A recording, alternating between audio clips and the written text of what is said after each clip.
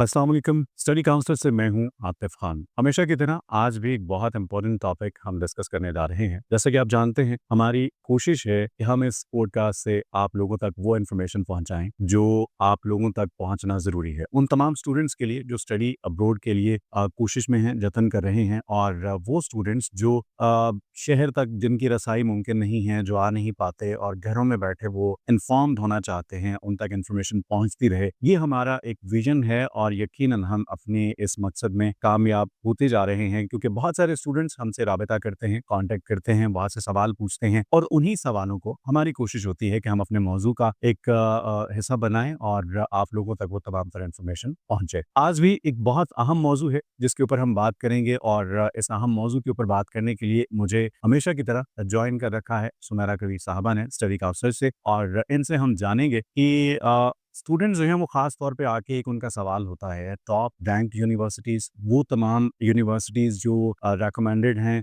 जिनमें आप लोगों के लिए फ्यूचर में बहुत सारी ऐसे रास्ते खुलते चले जाते हैं जिनके लिए आप फ़िक्रमंद होते हैं। तो ऐसी यूनिवर्सिटीज़ जो है वो उनकी इन्फॉर्मेशन जो है वो आप लोगों तक पहुँचना ज़रूरी है। बहुत सारे ऐसे शहर जिनके बारे में आप चाह रहे होते हैं, उन शहरों में आप जाके स्टडी की गर्ज से रुकना चाह रहे होते हैं, वो जो भी उसके पीछे मकासद हैं, लेकिन ख़ास आपके ज़हन में तो तालीम हासिल करना ही होता है। तो वो तमाम जो पेचीदगियाँ आती हैं, उनको हम दूर करेंगे आज की इस वीडियो में।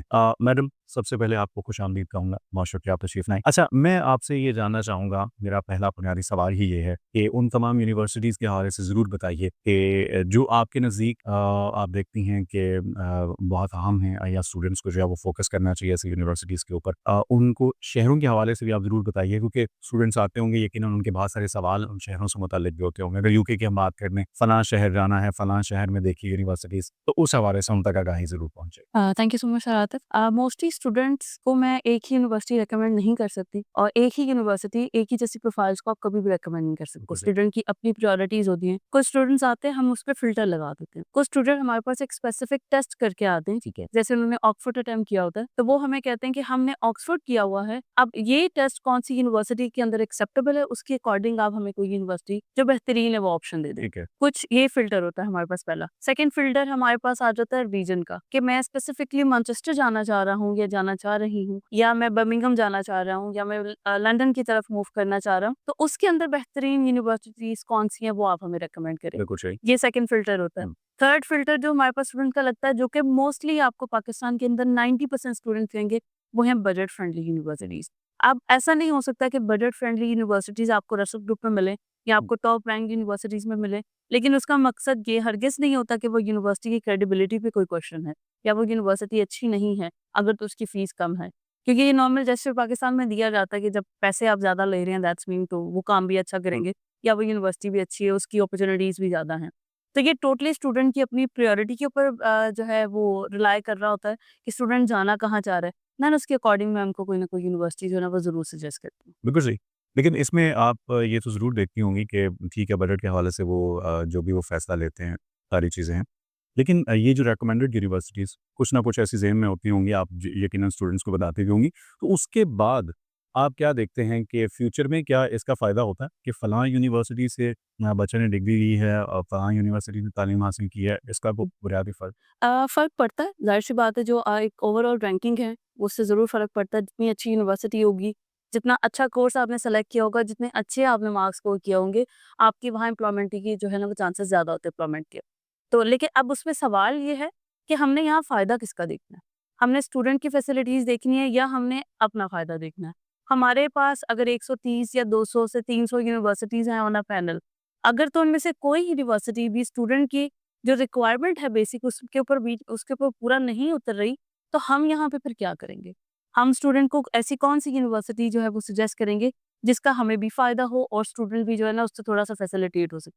तो अगेन इसमें मुझे तो मोस्टली स्टूडेंट से थोड़ी-सी मज़े की बात मैं आपसे ज़रूर शेयर करूँगी कि कुछ ऐसी यूनिवर्सिटीज़ हैं, जो हर वक़्त मेरे ज़ुबान पे होती हैं। जैसे बीबीपी यूनिवर्सिटी हो गया, कैंटरबरी क्राइस्ट यूनिवर्सिटी, ग्लस्टरशायर, जो गस्ट पोर्टल के अंदर वर्क कर रही हैं। अब ये यूनिवर्सिटीज़ आप मोस्टली मेरे हर असेसमेंट फाइल में ये यूनिवर्सिटीज़ मेंशन होंगी।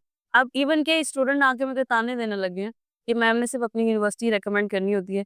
आपने हर बच्चे को कहना है कि आप जी कैंटरबरी क्राइस्ट यूनिवर्सिटी में चले जाएँ। उसके पीछे रीज़न है। स्टूडेंट को वो यूनिवर्सिटी कितना फैसिलिटेट कर रही है।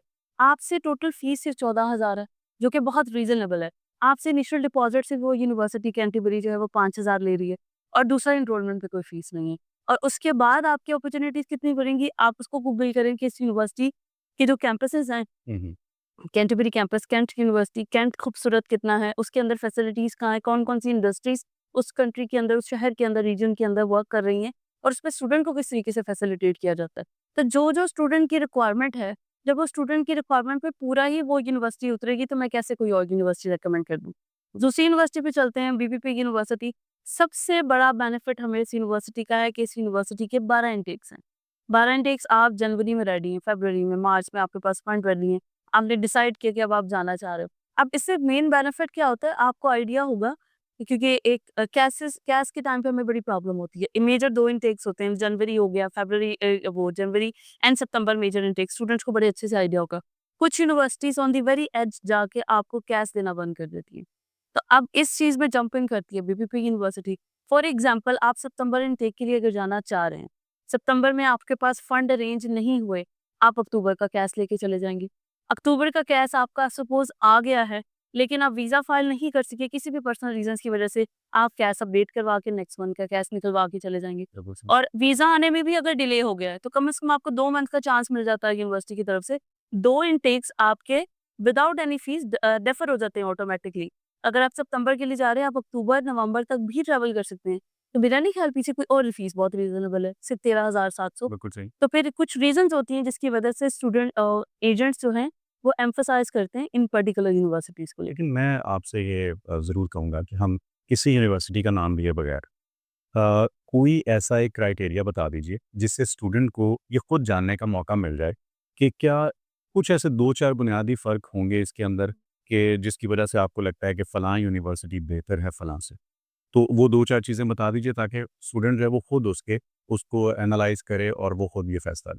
बिल्कुल, हम जब नॉर्मली रियल एस्टेट की बात करें, हम कोई घर खरीदने जाते हैं, तो हम घर खरीद में कभी भी वो प्लॉट नहीं देखते जो हम खरीदने चाह रहे थे, हम उसकी इर्द-गिर्द की मार्केट देखते हैं बिल्कुल सही। कि उसके आस-पास क्या बेहतरीन है। ऐसी यूनिवर्सिटीज़ देखें जो कौन से इलाके में मौजूद हैं, वहाँ आस-पास इंडस्ट्रीज़ कौन-सी हैं। अगर आपने हैंड्स ऑन एक्सपीरियंस लेना है, प्लेसमेंट चाहिए आपको कि यूनिवर्सिटी आपको जो है, वो इंटर्नशिप के बेसिस पे से किसी न किसी कंपनी में काम करने का मौका ज़रूर प्रोवाइड करे, तो वो यूनिवर्सिटी खुद लोकेटेड कहाँ पर है। तो लोकेशन बहुत मैटर करती है। उसके बाद उस यूनिवर्सिटी की रैंकिंग क्या है, क्या नहीं। रैंकिंग से ज़्यादा हमें एम्प्लॉयबिलिटी रेट देखना चाहिए हुँ। कि उस यूनिवर्सिटी के जो एलुमनाइज़ हैं, यूनिवर्सिटी से जो ग्रेजुएटेड हैं, कितने परसेंट स्टूडेंट्स को जो है वो जॉब मिली है और नहीं मिली। जैसे एक यूनिवर्सिटी का मैं नाम ज़रूर लेना चाहूँगी, university of law. University of law एक वो वाहिद यूनिवर्सिटी है जो आपको ये चैलेंज करती है कि हुँ। हमसे डिग्री कंप्लीट करने के बाद विदिन 11 मंथ्स अगर आपकी कहीं जॉब नहीं लगी, तो आपने यूनिवर्सिटी को जितनी फीस दी है वो 70% आप वापस ले लें, which is a very big claim कि आप क्लेम कर रहे हैं कि अगर तो 11 महीने के अंदर-अंदर आपकी किसी अच्छी कंपनी में जॉब नहीं लगी इस डिग्री की बेसिस पे, तो आप हमसे फीस वापस ले लें। बिल्कुल। तो यूनिवर्सिटी की रैंकिंग के साथ-साथ एम्प्लॉयबिलिटी के अंदर यूनिवर्सिटी कितना हेल्प आउट कर रही है, उनके पास इंक्यूबेटर्स कैसे हैं जिसमें वो आपको हेल्प कर रहे हैं, वहाँ पे कोई एक्सपोज़ हो रहे हैं, कोई जॉब की रिक्रूटमेंट्स हो रही हैं या नहीं हो रही, ये चीज़ ज़्यादा मैटर करती है। अच्छा स्टूडेंट्स आते होंगे उनके पास ढेर सारी इन्फॉर्मेशन पहले से भी होती होगी। लेकिन वो स्टूडेंट्स जो वेल इन्फॉर्म्ड नहीं होते, आप क्या देखते हैं उनको किन मसाइल का सामना करना पड़ता सबसे ज़्यादा वो स्टूडेंट जो अपनी वर्किंग नहीं करते, वो स्कैम सबसे ज़्यादा होते हैं। उन छोटे-छोटे एजेंट्स के पास चले जाते हैं जो डायरेक्टली यूनिवर्सिटीज़ के साथ लिंक्ड नहीं होते और जो है बाद में वो 10-10, 15-15 लाख देके डन बेसिस के नाम पे, क्योंकि एक बहुत बड़ा स्कैम है, स्टूडेंट को आइडिया होना चाहिए कि डन बेसिस से बड़ा स्कैम मार्केट में कोई नहीं है। कि डन बेसिस पे ऑस्ट्रेलिया का वीज़ा है, डन बेसिस पे यूके का वीज़ा है, ऐसी कोई चीज़ एग्ज़िस्ट नहीं करती। वो लोग उन लोगों की भी वर्किंग एग्ज़ैक्टली वैसे ही होती है जैसे एक नॉर्मल ऑफिसेज़ वालों की वर्किंग होती है। Done basis is just a डर है, फ़ियर है जिसको बेचा जा रहा है और वो छोटे एजेंट्स जो है वो कैच कर रहे हैं। तो घर से जितनी आप वर्किंग करके जाएँगे, आप उतने मैनिपुलेटर लोगों की बातों से ना अपने आप को बचा सकेंगे। बिल्कुल सही। आखिर में जितने भी स्टूडेंट्स हमें देख रहे हैं, सुन रहे हैं, उनके लिए आपका कोई ऐसा मैसेज जो उनके ज़हनों में हमेशा रहना चाहिए? तो आप स्टूडेंट के लिए मेरा पैगाम सिर्फ यही है कि स्टडी काउंसलर आएँ।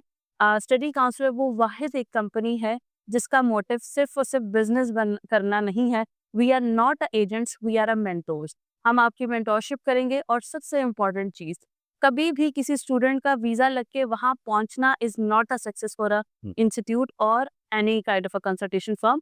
आप हमारी सक्सेस तब होती है जब आप वहाँ जाके सर्वाइव कर पाते हैं। तो स्टडी काउंसलर का कंप्लीटली फोकस जो है वो आफ्टर वीज़ा सर्विसेज पर है, कि वीज़े के बाद आपने जो है वो किस तरीके से अपना सर्वाइवल जो है यूके जैसी कंट्री है, जिस भी रीजन के अंदर आप जाना चाह रहे हैं, उसके अंदर अपने सर्वाइवल को आपने कैसे जो है वो क्लियर करना है, उसमें आपकी मेंटोरशिप करता है। तो वो जो एजेंट के नाम के ऊपर धब्बे लगे हुए हैं, तो हम इस मकसद को लेके निकले हैं मार्केट में कि हमने उस धब्बे को हटाना है। तो agent is not a bad word. हम लोग एजेंट से ज़्यादा आपको मेंटोरशिप के लिए बैठे हुए हैं। बिल्कुल सही, बहुत-बहुत शुक्रिया आपके वक़्त का और यकीनन उस पार जितने भी स्टूडेंट्स आज की पॉडकास्ट में उन्हें बहुत कुछ सीखने का मौका मिला होगा।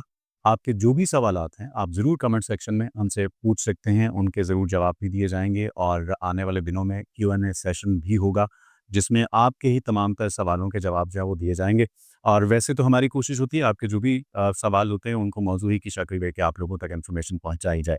आप यकीनन हमसे राब्ता कर सकते हैं, आप चाहें तो ऑफ़िस विज़िट कर सकते हैं, जो भी इन्फॉर्मेशन लेना चाहते हैं, क्योंकि हमेशा कहा जाता है स्टडी काउंसलर्स आपको किसी भी किस्म का कोई धोखा नहीं देगा। स्टडी काउंसलर्स किसी तरह का स्कैम नहीं करेगा। स्टडी काउंसलर्स का मकसद एक ही है कि स्टूडेंट्स की फलाह, स्टूडेंट्स को उनके मकसद में कामयाब करवाना है, उनके जो भी मकासद आप लिए यहाँ आएँगे यकीनन उनको पूरा करना स्टडी काउंसलर्स अपनी ज़िम्मेदारी समझता है।